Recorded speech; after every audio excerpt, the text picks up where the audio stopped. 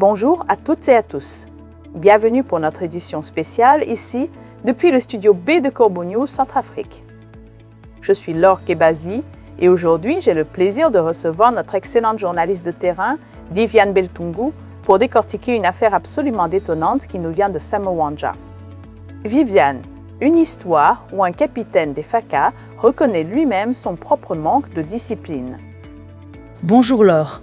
Cette situation est effectivement révélatrice d'un malaise profond et elle met en lumière des faits qui, venant d'un officier, laissent franchement perplexe. Le récit de nos correspondants sur place est pour le moins édifiant. Je te crois, Viviane.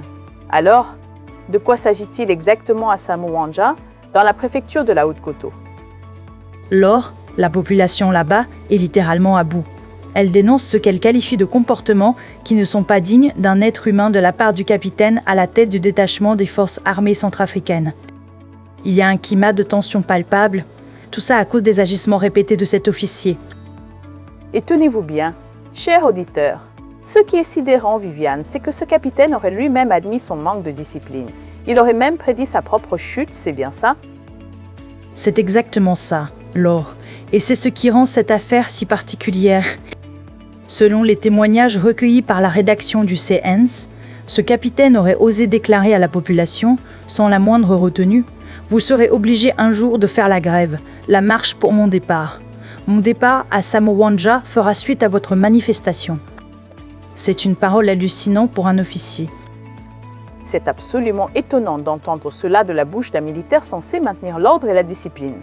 C'est presque un aveu de la part de l'intéressé. Comment cette déclaration a-t-elle été reçue par les habitants? Elle est clairement perçue comme une reconnaissance directe du malaise qu'il provoque.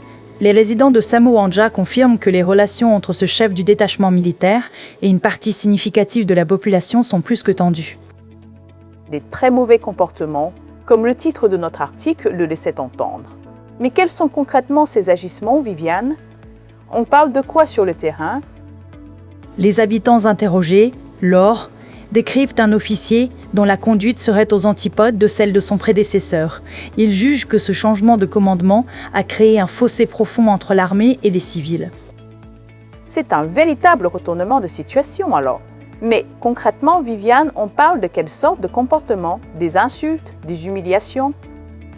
Oui, Laure. Plusieurs témoignages font état d'insultes proférées en public et d'attitudes que la population juge humiliantes. Des habitants racontent que le capitaine aborde régulièrement de jeunes femmes dans la rue. Et lorsqu'une de ces femmes refuse ses avances, il n'hésiterait pas à l'insulter publiquement, parfois devant plusieurs personnes. C'est indécent. Un officier qui se permet de tels agissements, c'est une honte pour l'uniforme. Est-ce que ces scènes sont isolées ou sont-elles devenues une habitude? Malheureusement, elles seraient devenues suffisamment courantes pour provoquer un sentiment de gêne et d'indignation généralisée chez les habitants. Je cite l'un d'eux, « Même lorsqu'on est simplement à côté, on a honte d'assister à certaines scènes, ce qui donne une idée de la gravité de la situation, Laure. » Et comme si cela ne suffisait pas, il est également question d'une consommation excessive d'alcool. Est-ce que cela contribue à ces comportements que tu décris?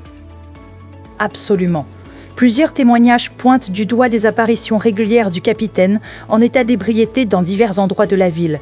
On peut aisément imaginer que l'alcool n'arrange rien à son jugement ni à son contrôle. Passons à un autre aspect qui est tout aussi délicat, une relation avec une femme mariée. Est-ce que cela ajoute de l'huile sur le feu dans une situation déjà tendue? Évidemment, Laure. Les habitants évoquent une affaire concernant une femme mariée dont l'identité est bien sûr préservée par nos sources. Que nous rapporte le CNC à ce sujet? Selon plusieurs témoignages recueillis, cette femme entretiendrait une relation avec le capitaine. Son mari, lui, travaillerait sur un chantier minier et s'absenterait régulièrement. Les mêmes sources affirment que la femme se rend fréquemment dans son champ et que le capitaine la rejoindrait à moto pour passer du temps avec elle à l'écart du quartier. C'est une situation qui fragilise encore davantage la confiance entre l'armée et la population.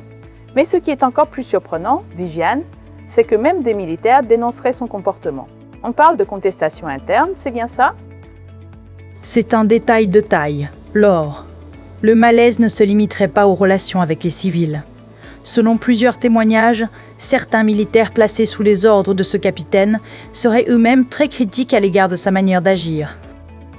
Ses propres hommes voudraient son départ. Alors, C'est ce que laissent entendre les éléments de son entourage professionnel, qui estimerait que son remplacement serait la seule solution pour apaiser les relations avec la population locale.